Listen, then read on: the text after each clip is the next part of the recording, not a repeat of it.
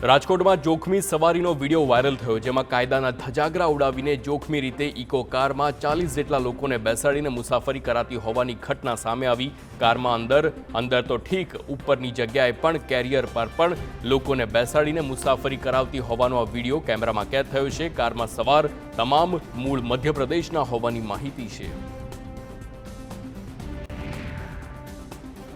Mumbai airport પર સોનાની દાણચોરીનો પર્દાફાશ થયો છે। કસ્ટમ વિભાગે દુબઈથી આવતા મુસાફર પાસેથી સોનું જપ્ત કર્યું છે। મુસાફરે બટરના પેકેટ અને કપડામાં સોનું છુપાવ્યું હતું। મુસાફર પાસેથી 2 આઈફોન પણ જપ્ત કરવામાં આવ્યા।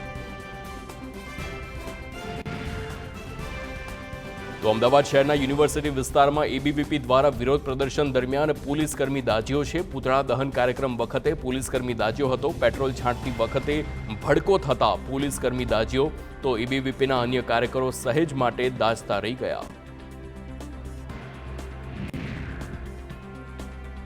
લોકસભા ચૂંટણીને લઈને ભાજપના સ્ટાર પ્રચારકો પ્રચારમાં ઉતર્યા છે। 2 રાજ્યના નાયબ મુખ્યપ્રધાન બાદ કેન્દ્રીય પ્રધાનો પણ ગુજરાતના પ્રવાસે છે। કેન્દ્રીય પ્રધાન અજય મિશ્રા આજથી 3 દિવસ ગુજરાતના પ્રવાસે છે। અમદાવાદમાં અજય મિશ્રા સિવિલ હોસ્પિટલની મુલાકાત લેશે। ત્યારબાદ તેઓ ગાંધીનગર ખાતે સહકારી આગેવાનો સાથે પણ તેમની બેઠકનું આયોજન છે। ઉપરાંત મોરચાના હોદ્દેદારો સાથે પણ બેઠકનું આયોજન કરવામાં આવ્યું।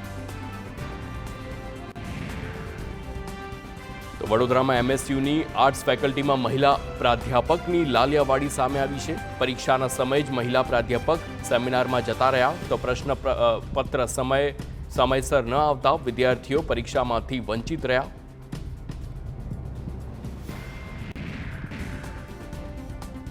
તો સુરતના છાપરાભાટા વિસ્તારમાં મહિલાની રહસ્યમય મોત કેસમાં ખુલાસો થયો છે કે પતિએ જ પત્નીની હત્યા કરી છે। આરોપી પતિએ પત્નીનું બાથરૂમમાં પડી જવાથી મોત થયાનું નાટક રચ્યું હતું। તપાસમાં પતિએ પત્નીની હત્યા કરી હોવાની કબૂલાત કરી છે। 3 દિવસ પહેલા જ પતિ પત્નીને રાજસ્થાનથી સુરત લઈ આવ્યો હતો અને વ્યક્તિ સાથે પ્રેમ સંબંધ હોવાની શંકાને લઈને હત્યા કર્યાના આક્ષેપ કરવામાં આવ્યા। સુરત ક્રાઇમ બ્રાન્ચે ₹51 લાખથી વધુનું મેફેડ્રોન ડ્રગ્સ ઝડપી પાડ્યું છે। બાતમીના આધારે સચિન ભાટિયા ચેકપોસ્ટ પરથી પોલીસે મેફેડ્રોન ડ્રગ્સ ઝડપી પાડ્યું છે। પોલીસે ડ્રગ્સ સાથે 3 શખ્સોની ધરપકડ કરી। તપાસમાં સામે આવ્યું કે મુંબઈથી સુરત લાવવામાં આવી રહ્યું હતું મેફેડ્રોન ડ્રગ્સ।